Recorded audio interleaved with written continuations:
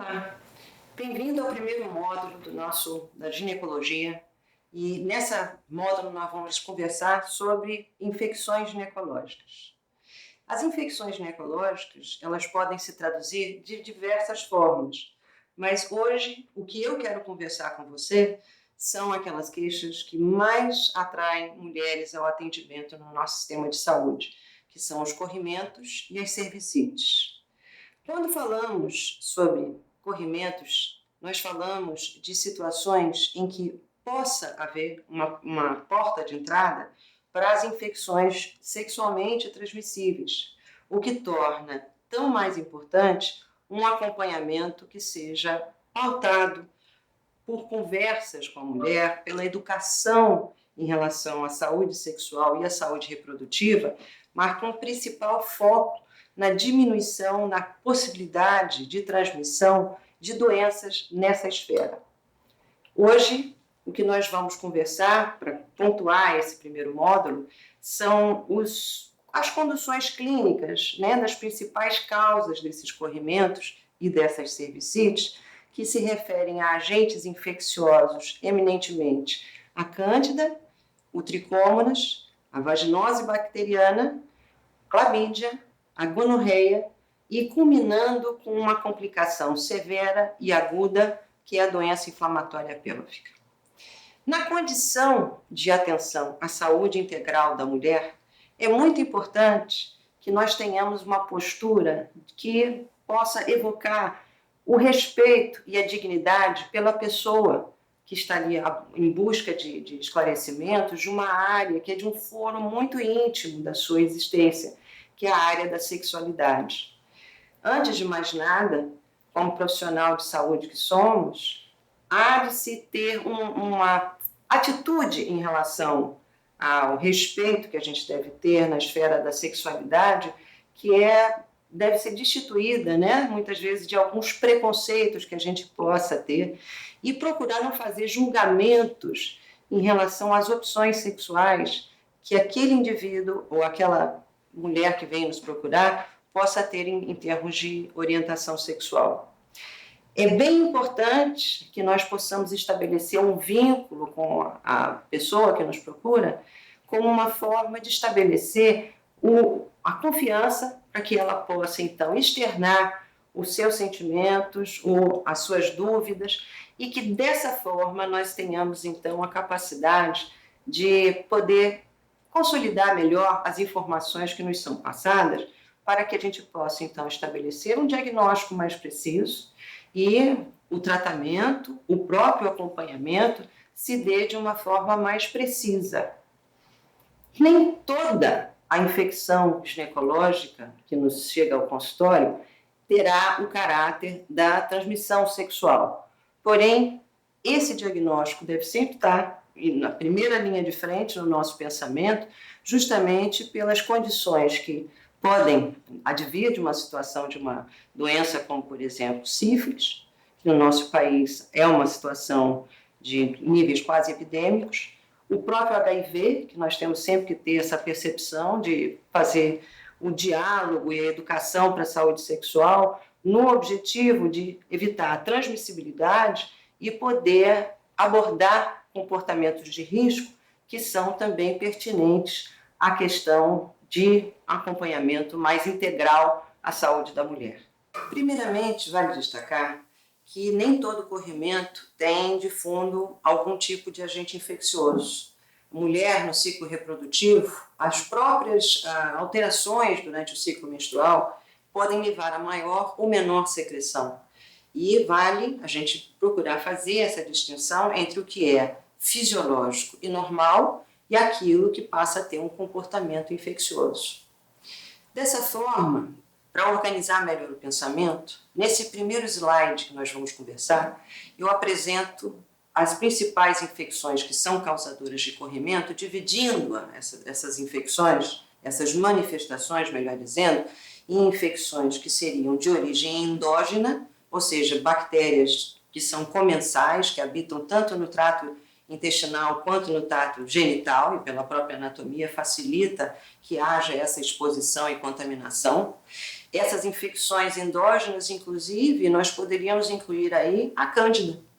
A candidíase, que talvez seja o sintoma mais comum, né, de manifestação em mulheres durante essa fase do ciclo reprodutivo, ela tem, não necessariamente, o contágio sexual como forma de transmissão da cândida. Ela está relacionada a outros fatores que nós vamos abordar aqui hoje nesse módulo. Nós temos também as infecções que a gente chama de vaginose bacteriana, que é uma infecção causada por diversos agentes também bacterianos, que habitam a vagina e que podem, em determinado momento do ciclo menstrual, pela própria adaptação do epitélio vaginal ao estímulo daquela fase do ciclo menstrual, pode favorecer ou dificultar a proliferação dessas bactérias, justamente pela alteração do pH que se instala ali. Nós temos também situações em que há um evento iatrogênico como causador dessa infecção genital. Eventos iatrogênicos como, por exemplo, uma infecção após um aborto ou uma infecção que possa acontecer num pós-parto, também facilitando a exposição do sistema genital feminino à contaminação, levando a infecções. E aquelas que devem ser mais a nossa pauta para esse módulo e para os módulos vindouros, que vamos falar sobre infecções em ginecologia, que são as infecções causadas por transmissão sexual. Então, as infecções sexualmente transmissíveis, elas têm um caráter de saúde pública que merecem destaque, não só para a gente poder fazer um diagnóstico que seja efetivo, que seja o mais breve possível e que possa impedir ou pelo menos barrar essa cadeia de transmissibilidade com possibilidade, inclusive, de complicações em saúde que, por vezes, podem ser bastante sérias. Hoje nós vamos procurar abranger também, neste módulo, uma complicação das infecções que podem ascender através de um corrimento de uma cervicite, causando o que nós chamamos, então, de doença inflamatória pélvica. Nesse módulo, então, como a gente já pode, inclusive, estabelecer como uma forma da gente poder ter uma abordagem que seja resolutiva em saúde, lembrando que o diagnóstico da maior parte desses corrimentos e cervicites, ele tem o exame clínico como um norteador, muitas vezes, da nossa conduta. Isso não quer dizer que um exame laboratorial seja dispensável, não, de forma alguma. Muitas vezes, nessa primeira consulta que ela chega com uma queixa como essa, nós já procedemos à coleta de material para a confirmação do diagnóstico, mas a impressão clínica primeira já orienta qual é o tratamento para que nessa primeira consulta nós não tenhamos que esperar resultado de exame algum e já começar com uma terapêutica que seja eficaz. Nessa propedêutica, para que ela seja o mais amplo e mais abrangente possível, eu procuro elaborar nesse próximo slide um roteiro de perguntas para facilitar a coleta de informações para a gente chegar e se aproximar mais facilmente em relação ao diagnóstico. Então, em relação ao corrimento, a primeira pergunta que nós devemos fazer é quando começou? E esse corrimento, tendo começado, qual é a quantidade? Qual é o aspecto? Tem algum odor? Cada uma das respostas que você vai receber em relação a essas perguntas já vão ajudando a elencar o raciocínio clínico para estabelecer, então, um diagnóstico. Nós vamos ver mais adiante que a maior parte da sintomatologia para agentes infecciosos específicos tem características que são importantes de serem destacadas e que seriam o que eu poderia chamar até de patognomônicos. Outra questão que é importante também avaliar é se existem sintomas adjuvantes à presença do corrimento, como, por exemplo, se tem algum tipo de coceira, se arde para ir ao banheiro, para urinar, né, uma disúria, uma palaciúria que vem acompanhada, se a mulher reparou alguma ferida na região genital, pode ser uma úlcera, pode ser um caroço, pode ser uma verruga, Cada um deles está relacionado a um agente etiológico que também nós vamos conversar. Quando esses sintomas acontecem, vale a pena a gente perguntar se tem relação com o período da menstruação, né? O período que seria imediatamente anterior à menstruação promove uma alteração na flora vaginal que pode tornar a vagina mais suscetível à proliferação de determinados agentes. Então, essas manifestações mais agravadas no período pré-menstrual têm um rol, digamos assim, de diagnóstico etiológico que a gente tem que guardar em mente. E outra informação que é importante é a perenidade do sintoma do corrimento, se é um corrimento que vai e que vem, ou se ele se mantém durante todo o período do ciclo menstrual ou em diversos ciclos menstruais. Se a mulher já teve algum corrimento anormal anterior a esse que motivou a consulta dela, e em caso afirmativo, né, se ela responder que sim, qual foi o tipo de tratamento, se houve resolutividade. Outra importante pergunta, também que tem a ver com a questão da fisiologia do corpo feminino, é o uso de anticoncepcionais hormonais, que, dependendo também do tipo de anticoncepcional, pode levar a mais ou menos resistência às infecções oportunistas na vagina e, por extensão, podendo ter mais sintomatologia relacionada ao método contraceptivo. Se a mulher sente algum desconforto após a relação sexual, se na relação sexual, após a relação, se ela manifesta algum sintoma ou do corrimento se exacerbar, ou dela apresentar sangramento após a relação sexual, e a pergunta também de se a parceria ou as parcerias sexuais se apresentam quaisquer que sejam os sintomas. Então, seguindo esse roteiro de informação, nós podemos nos aproximar com um pouco mais de confiança em relação ao diagnóstico que a gente busca fazer para poder trazer o tratamento que seja o mais apropriado. Nesse slide que nós vamos conversar agora, o exame da genitália é importante para poder verificar se existem quaisquer que sejam lesões associadas ao sintoma que motivou a vinda, considerando que o corrimento tenha sido esse a principal causa, né, do atendimento. Então, a inspeção da genitália, poder olhar não só a genitália, mas também a região anal, porque muitas infecções a gente considera até gênito anal pela contiguidade praticamente. Muitas vezes a gente apresenta lesões ulceradas ou próprio condiloma pelo hábito sexual, né, do coito anal. Então, faz parte da nossa esfera de ginecologista poder ter uma abordagem nesse sentido de ter atenção integral a essa região anatômica da mulher. Na sequência do exame, depois dessa primeira inspeção, o exame especular deve ser realizado. Agora, é muito importante que, na sequência do exame, uma vez que nós já começamos a estabelecer na consulta e na conduta essa confiança da mulher poder se abrir, contar os sintomas e falar um pouco dos hábitos dela de vida, tanto em relação ao hábito dela, né, na relação sexual, mas também em relação a quaisquer dúvidas que ela possa ter na esfera da sexualidade. É importante também que, a partir desse momento da confiança, nós também tenhamos essa dignidade de considerar que pode ser a primeira vez que ela vem em uma consulta ginecológica. E é sempre assustador uma mulher ser apresentada aquele monte de instrumentos que podem ser inseridos no corpo dela, sem que ela saiba exatamente quais são as etapas desse exame.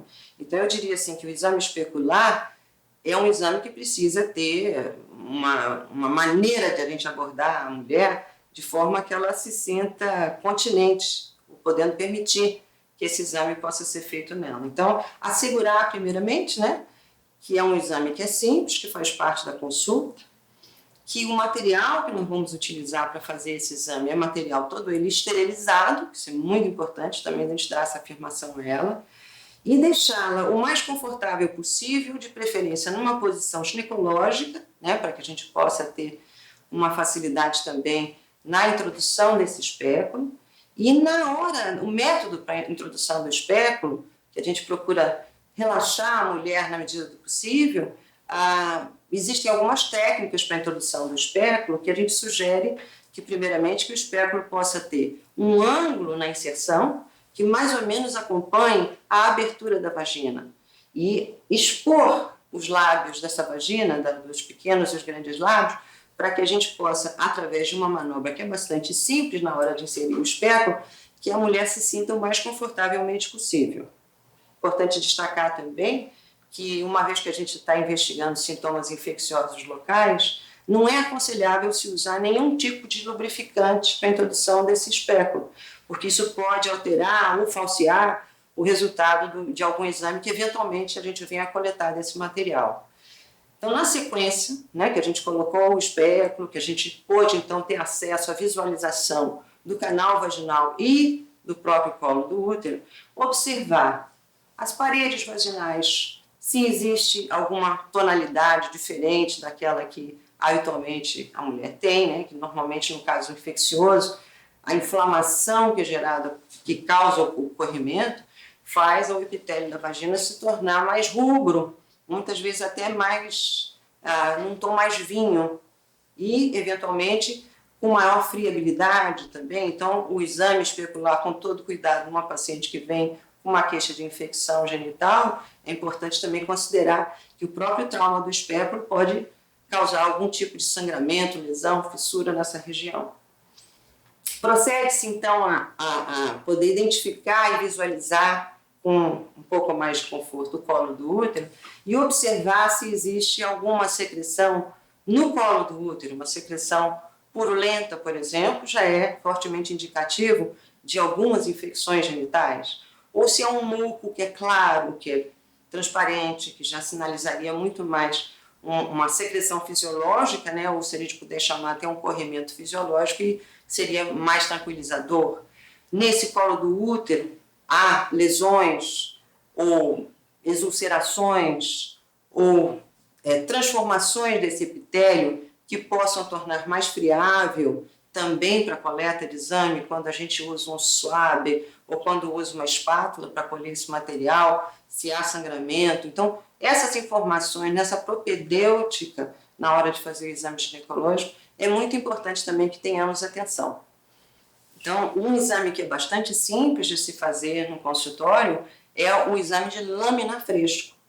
E nesse exame de lâmina fresco, muitas vezes a gente já pode antecipar um diagnóstico, mesmo antes de, se eventualmente for colher algum material para enviar para o laboratório, eu já tenho uma possibilidade de fazer um diagnóstico bastante próximo àquilo que, porventura, venha do laboratório. Então, o exame de lâmina fresco faz parte da etapa do exame ginecológico nessa condição, e um teste muito simples que a gente usa é o teste de Whiff. Esse teste de Whiff é o uso de um reagente, que é o hidróxido de potássio, para poder, a partir da coleta da secreção vaginal, que você pinga lá umas 2 gotinhas do hidróxido de potássio, há uma reação para aquela secreção. Então, se houver a presença de algumas bactérias, principalmente no caso da bactéria causadora da vaginose bacteriana, que libera aminas, e essas aminas são muito ativas em termos de odor, e dá um cheiro bastante semelhante ao que seria um peixe podre. Então, é um teste simples de ser feito. Ou, numa situação, por exemplo, que o corrimento haja uma suspeita de uma candidíase, você pode usar até a solução do hidróxido de potássio, pode até usar também soro fisiológico, olhando a lâmina no microscópio para identificar hifas e esporos, que são fungos, né? Que no caso da cândida. Ou no caso de uma tricomoníase também é um parasita que a gente vai ver mais adiante, que a gente identifica com muita facilidade também na lâmina fresca, inclusive quando a gente faz o procedimento, né, e tiver acesso ao microscópio rapidamente, olhar ao microscópio tricomoníase ainda pega o parasita vivo e flagelado, ele está nadando ali. Então é um exame bastante interessante também e confiável para a gente poder fazer o diagnóstico.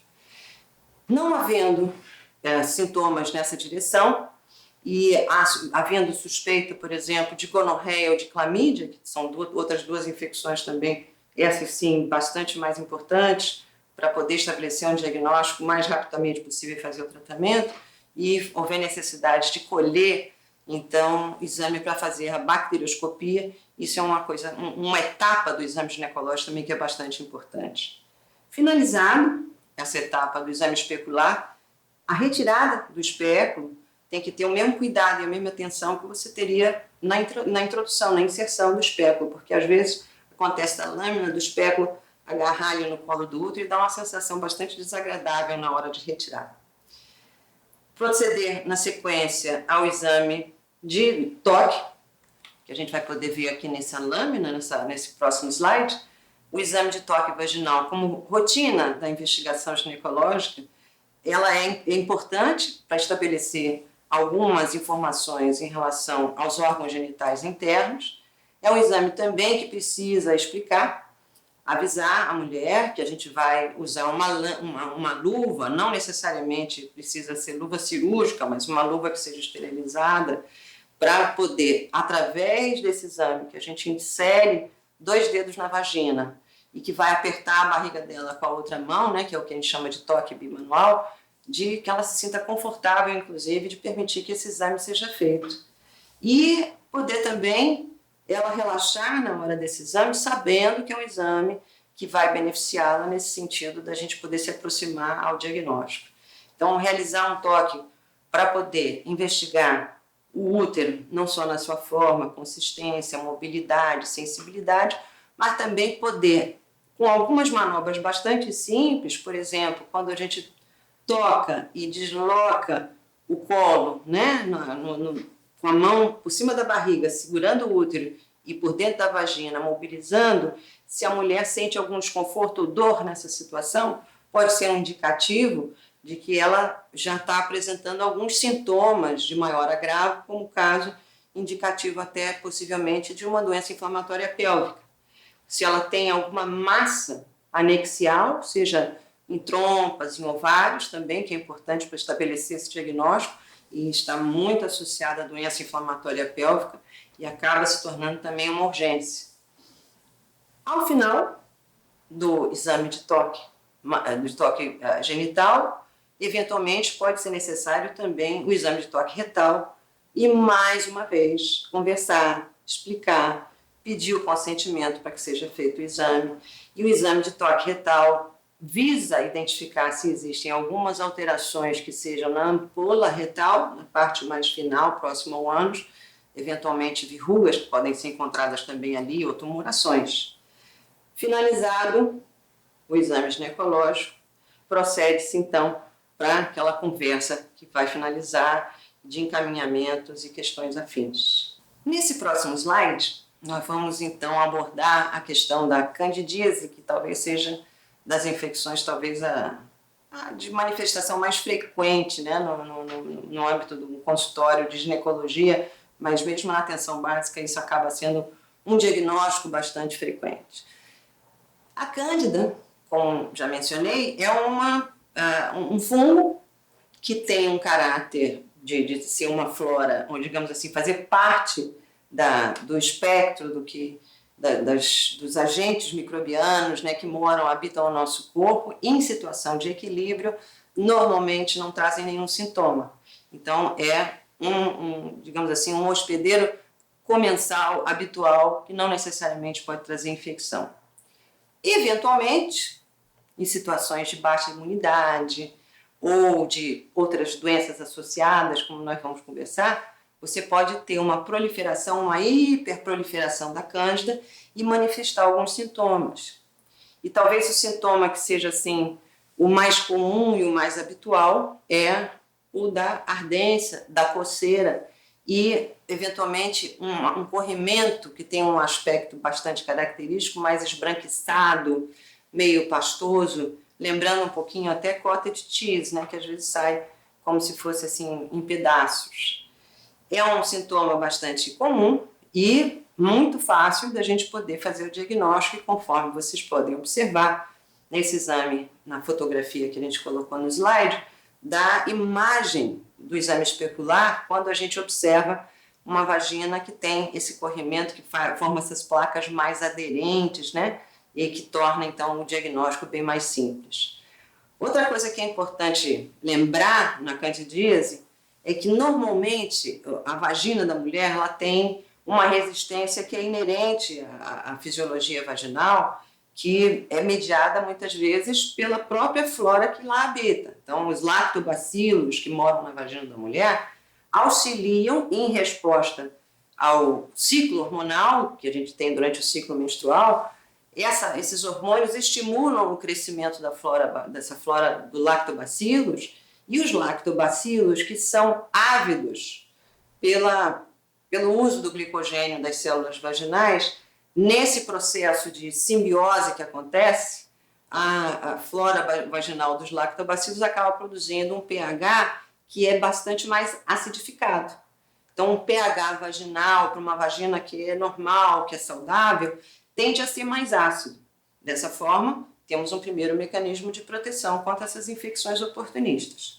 Se acontecer alguma alteração, seja ela hormonal, seja ela metabólica, ou seja, alguma situação mais sistêmica que venha impactar nessa dinâmica, nessa simbiose, nessa ecologia do feminino, eventualmente a cândida pode se proliferar e dar sintomas. E durante também o exame, quando a gente vai fazer um diagnóstico de cândida, é sempre bom aferir com uma fitazinha que é disponível em toda a atenção básica, da rede de atenção básica, e também de fácil acesso em qualquer unidade mais primária de saúde, fazer a aferição do pH.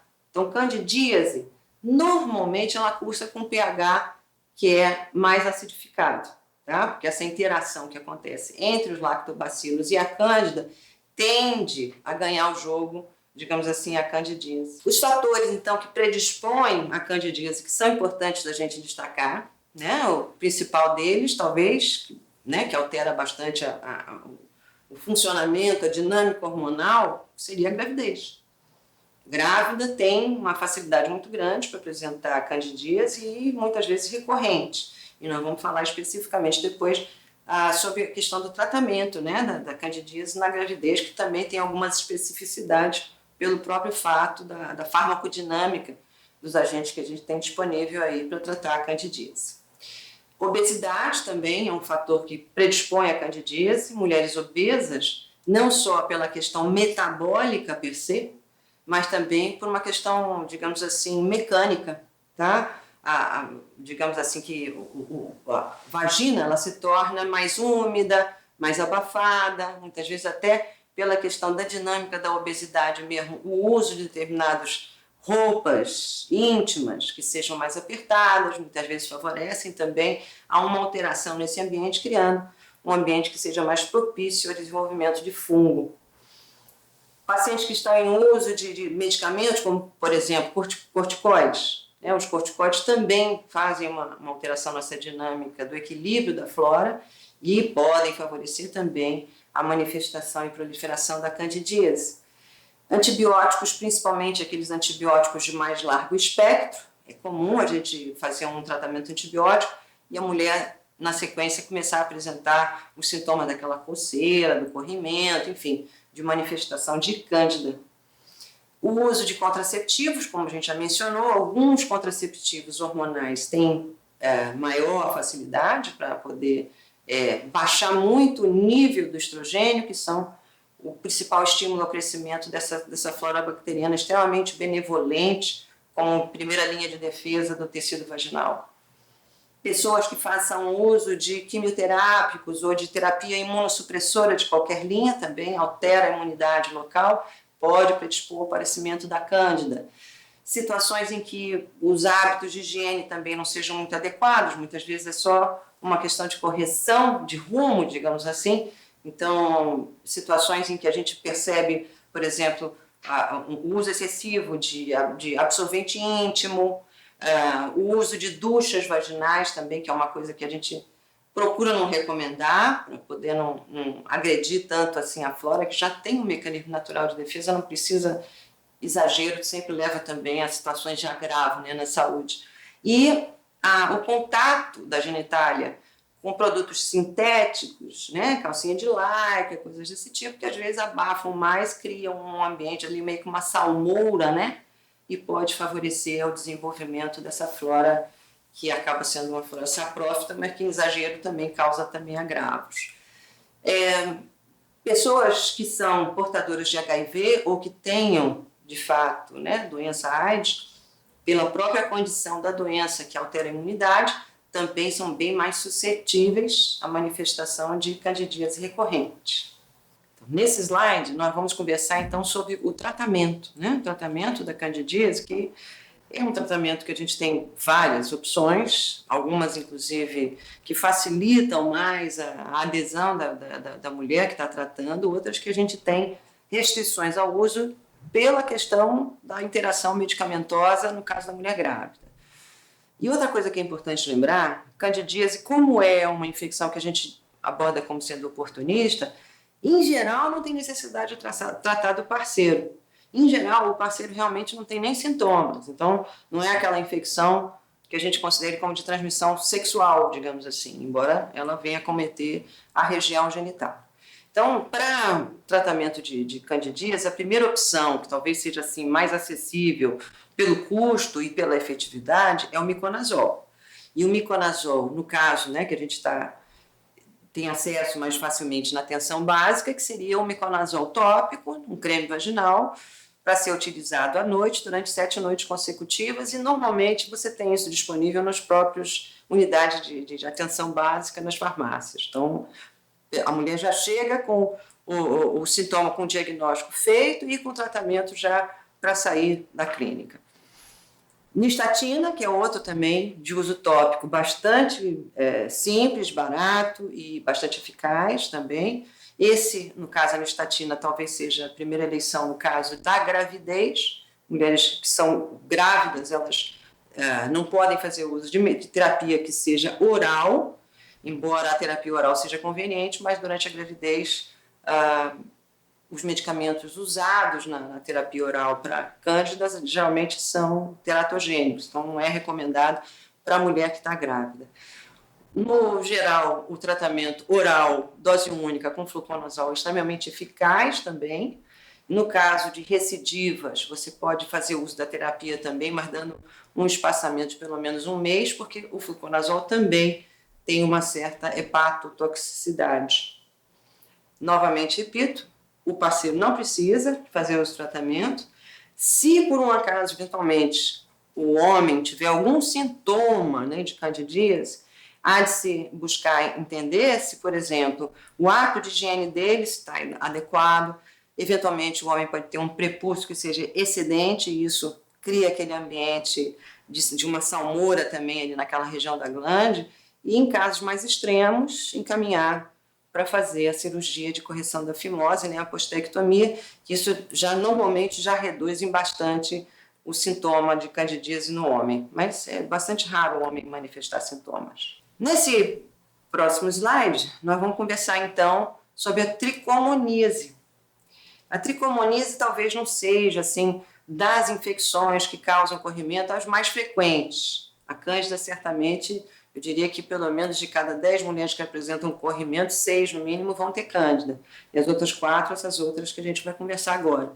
E a tricomoníase, para o homem principalmente, a tricomoníase já seria mais na questão de transmissão sexual, do contato íntimo, mas para o homem, dificilmente vai ter sintoma. É muito raro a gente ver homem com alguma queixa de tricomoníase. Agora, na mulher, não. Na mulher, digamos assim, o cortejo de sintomas já está, talvez, assim, bastante exacerbado, tanto quanto seria com a questão da cândida. Então, é um parasita flagelado mononuclear, que a gente está vendo aqui na imagem, né, no slide.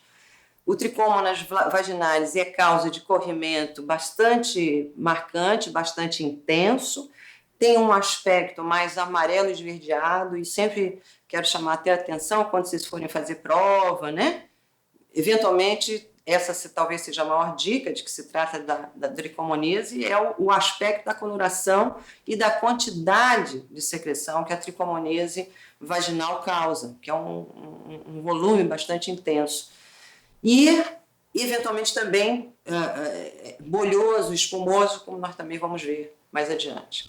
A vagina pode apresentar lesões pela inflamação que é exacerbada pode se apresentar, né, mais inflamada, digamos assim, mais avermelhada, mais friável, mais sensível, e o corrimento pode causar também no colo do útero alterações inflamatórias tão exuberantes que o aspecto do colo do útero lembra um pouco de morango, né, cereja, uma coloração bastante mais exacerbada, mais exuberante.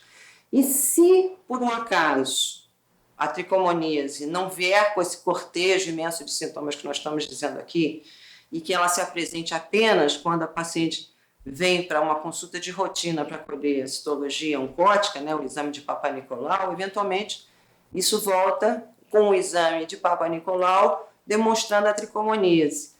Como a tricomoníase geralmente macula a qualidade do exame, é recomendado, ao receber o resultado de uma citologia oncótica com tricomoníase, trate a tricomoníase e peça para ela retornar para poder fazer um exame de citologia oncótica que tenha uma confiabilidade maior, uma capacidade, uma confiança maior de que a gente está realmente vendo as células para o rastreamento do câncer.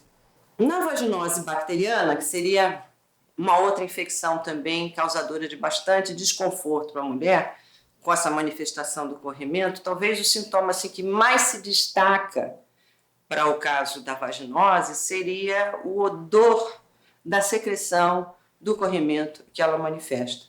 E também uma característica também que é interessante, que é a periodicidade desse corrimento. Em geral, ela vai observar um odor mais pungente e o corrimento depois da relação sexual ou imediatamente depois da menstruação. Por quê? Essas bactérias, cuja principal representante da vaginose é a Gardnerella vaginalis, têm uma afinidade pelo sangue, né, pelo material de degradação do sangue, que é onde se prolifera mais, e daí os sintomas se exacerbarem mais nessa oportunidade. O pH da vagina das mulheres que eventualmente apresentam com um diagnóstico de vaginose, pela própria alteração que essa microbiota que está exacerbada, né, que se proliferou em exagero, ela acaba competindo com os lactobacilos que são produtores desse ácido e tornam, então, o pH vaginal mais alcalino. Daí também a exacerbação dos sintomas. Tá? Então, os pHs alcalinos, lembrar sempre de tricomoníase e de vaginose bacteriana, que seriam os dois assim mais prevalentes dessas infecções que cursam com um pH mais alcalinizado da vagina. Nesse caso também, o teste de Whiff, né, que tal qual na tricomoníase, que pode exacerbar o odor, aquele odor de peixe, o teste de Whiff também na vaginose ele é bastante interessante porque ele é praticamente evidente. Então, ou você faz o teste de Whiff, se tu não tiver um microscópio, por exemplo, você está numa clínica de atenção à saúde da família e não tem um microscópio, basta que no momento do exame especular, colha com um cotonete ou com um chumaçozinho de gás, um pouco daquela secreção e coloque, então, o hidróxido de potássio ali, que a reação ela é imediata e aquele cheiro é bastante evidente e digamos assim, é quase patognomônico, né, da vaginose bacteriana. Em termos de tratamento, a tricomoníase e a vaginose bacteriana, elas, digamos assim, tratou uma, você está levando 2 por 1, porque são os mesmos medicamentos para um ou para outro, responde muito bem ao metronidazol, que é uma substância também de fácil acesso, baixo custo e de alta efetividade. Então, seria assim, nossa primeira opção de tratamento, tanto para a vaginose bacteriana quanto a tricomoníase, seria a recomendação do uso do metronidazol. Outra opção também que pode ser utilizada é a clindamicina. A clindamicina por via oral e a clindamicina creme, sendo que é importante lembrar que, no caso desses cremes vaginais, principalmente o de clindamicina, que tem uma base, digamos assim, na elaboração do creme vaginal, que acaba alterando a qualidade do látex do uso do preservativo. Então, recomendar à mulher que, quando estiver fazendo o uso de tratamento vaginal, que pode haver falha no método de prevenção com o uso da camisinha, justamente porque o látex fica mais comprometido. Então, é só essa lembrança. E o tratamento oral também, que embora seja desagradável, porque a maneira que o metronidazol tomado por via oral, eventualmente a mulher pode se queixar um pouquinho de dor epigástrica, de um gosto mais assim de ferrugem na boca, porque o remédio tem esse metabolismo e libera essas substâncias que acabam sendo um pouco desagradáveis também como sintoma do tratamento e não da doença.